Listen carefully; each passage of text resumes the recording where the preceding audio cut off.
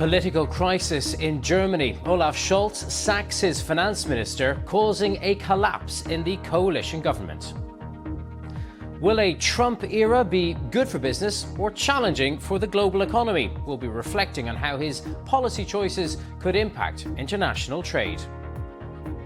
The Japanese carmaker Nissan is cutting 9,000 jobs. We'll explore why and ask whether the Japanese giant can turn things around. Hello there, welcome to Business Today. I'm Tig Enright. Well, while the world's focus has been on its biggest economy, the powerhouse of Europe has become embroiled in its own political crisis.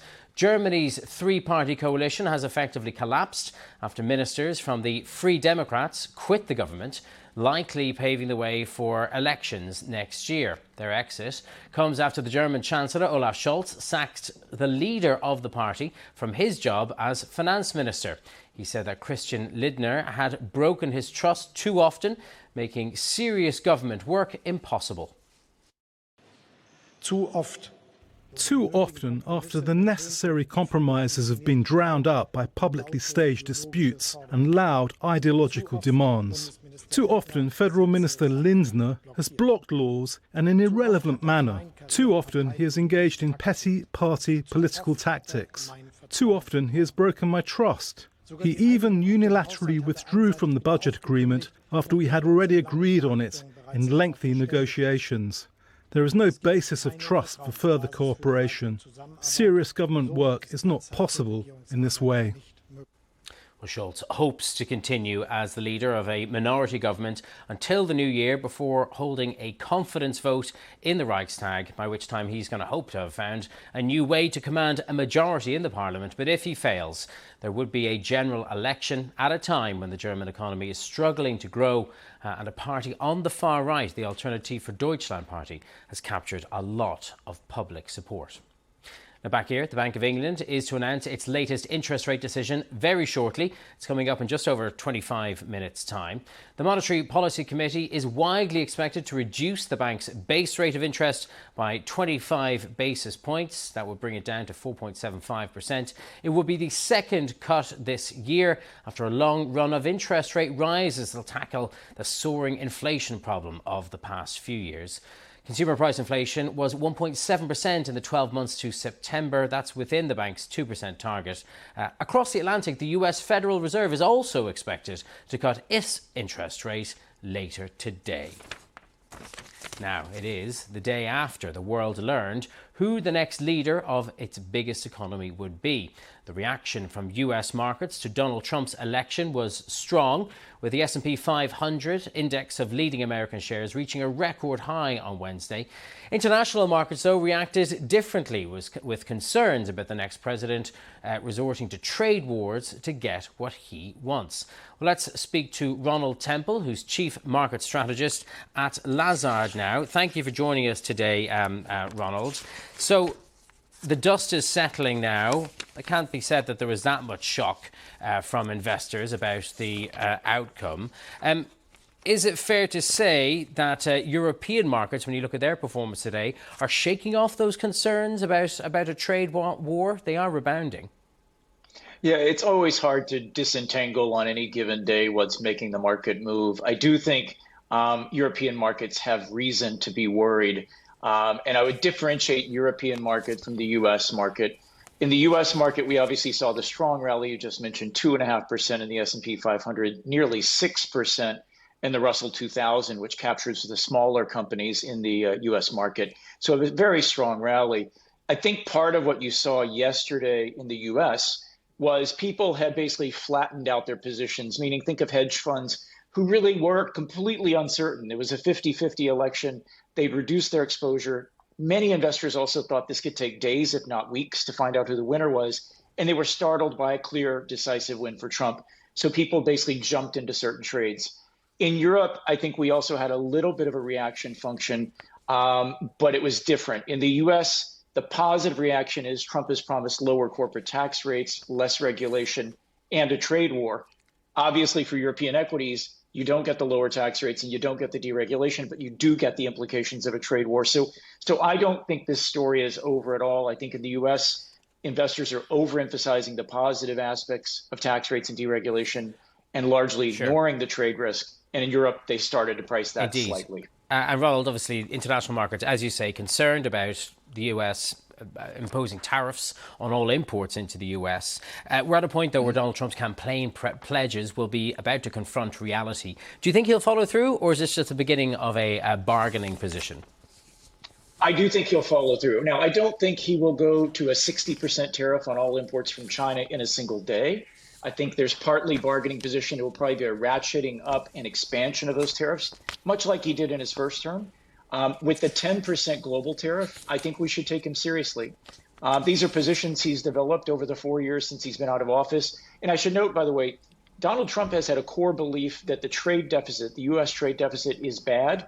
It's bad for the economy, and it signals having done bad trade deals. And he's felt that way for decades. So I think you should take them seriously. They will occur over time. Ronald Temple, Chief Market Strategist at Lazard, thank you for joining us today.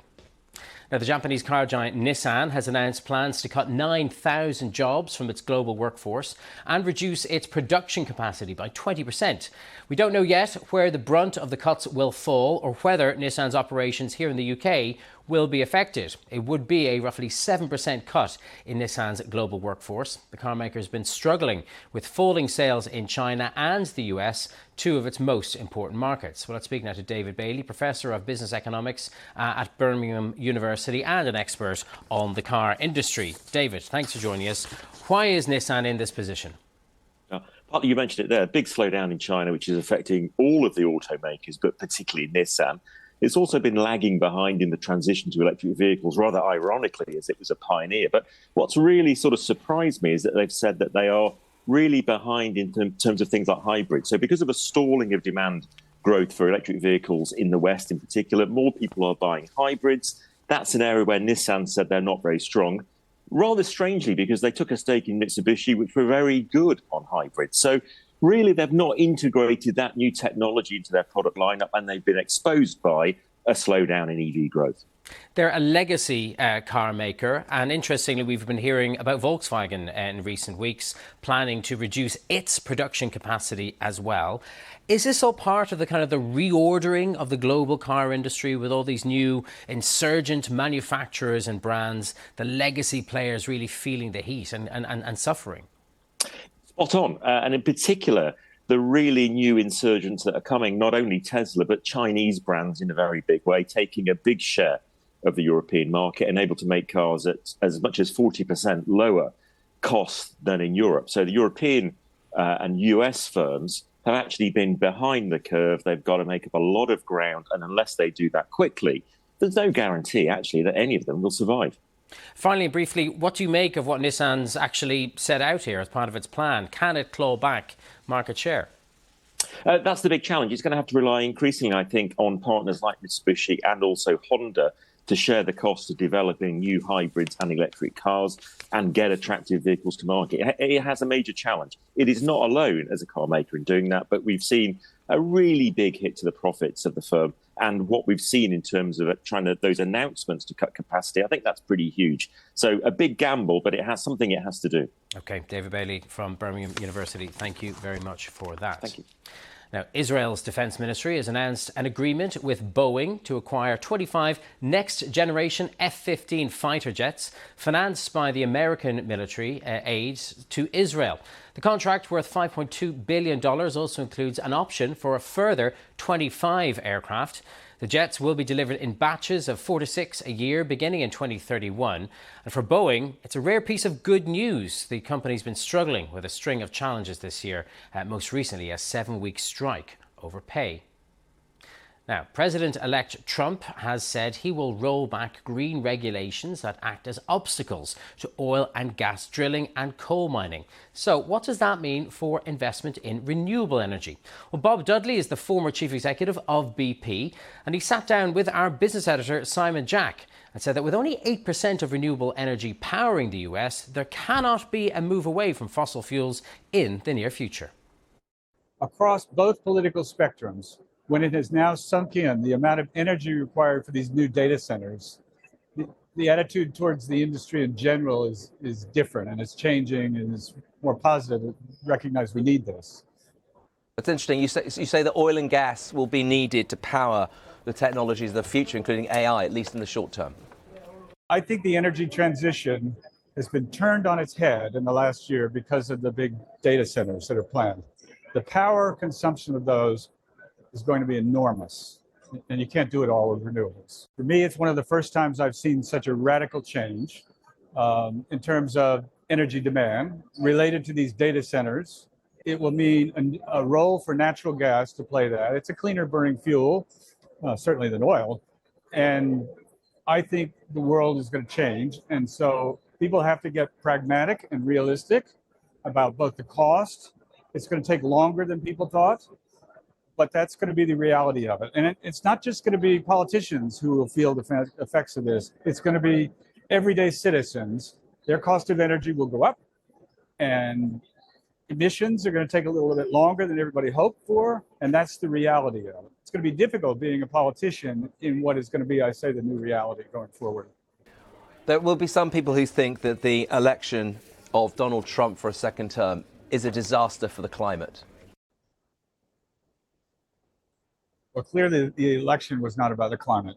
I mean, it was about crime and people's security and open borders, and I don't think climate was part of the equation people's thinking. There are too many other important things that people feel like that needed action sooner.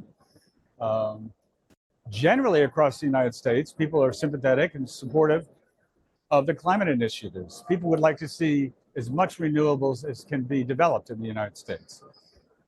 It's just hard because, you know, the amount of power that comes out of a solar panel compared to a little bit of some liquid fuels are totally different. You have to carpet the United States with wind and solar to be able to power the United States with renewables. And I mean, that's not realistic.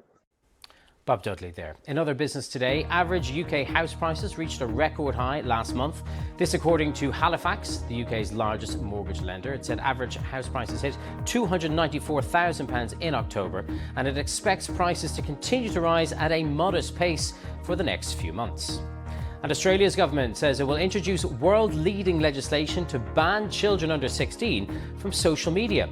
Prime Minister Anthony Albanese said that the proposed laws to be tabled in Parliament next week were aimed at mitigating the harm social media is inflicting on Australian children. That is your business today. I'm Ty Genright. Do join me next time. Stay with us on BBC News.